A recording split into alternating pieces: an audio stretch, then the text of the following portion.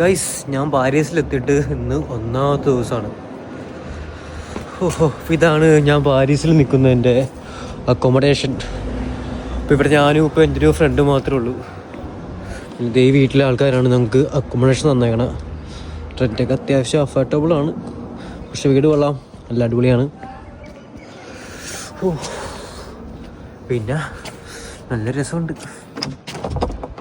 നാട്ടിൽ നിന്ന് ഇങ്ങോട്ട് വന്നപ്പോൾ എന്തൊരു സുഖം. എങ്ങനെയെങ്കിലും തിരിച്ച് വീട്ടിൽ പോയാൽ മതി എന്നാണ് എനിക്കിപ്പോൾ തോന്നുന്നത്.